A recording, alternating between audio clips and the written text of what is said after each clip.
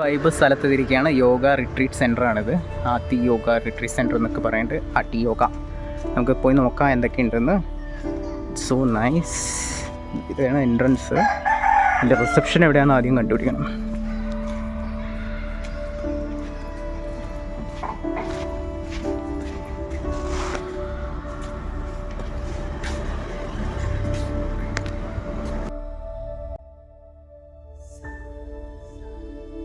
വായിക്കാനവർക്ക് ബുക്സൊക്കെ വെച്ചിട്ടുണ്ട്. ഇതാണ് ഇവിടുത്തെ പൂള്. അവിടെ കുറേ താമസിക്കാനുള്ള സ്ഥലവും കാര്യങ്ങളൊക്കെ ഉണ്ട്. ഒരു റൂമിൽ കാണിക്കാൻ കൊണ്ടുപോവാണ്. ഒരു പ്രത്യേക വൈബാണ് ഇവിടെ. ഫുൾ നേച്ചർ ഫ്രണ്ട്ലിയാണ് സ്ഥലം.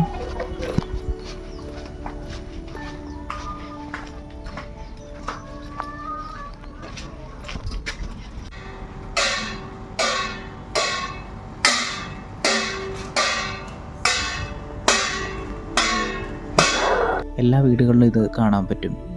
ഞാൻ ആക്ച്വലി രാത്രി സമയം പുറത്തിറങ്ങി നോക്കിയിരുന്നു.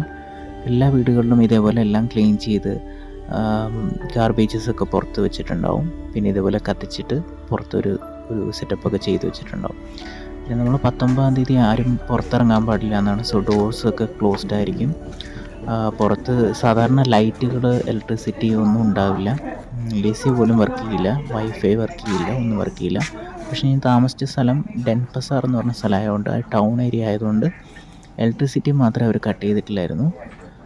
പിന്നെ നമ്മൾ സൗണ്ടൊന്നും അധികം ഉണ്ടാക്കാൻ പാടില്ല. രാത്രിയാകുമ്പം ലൈറ്റ്സൊക്കെ ഓഫ് ചെയ്യണം നിർബന്ധമാണ്. ഒരു പ്രത്യേക എക്സ്പീരിയൻസ് ആയിരുന്നു.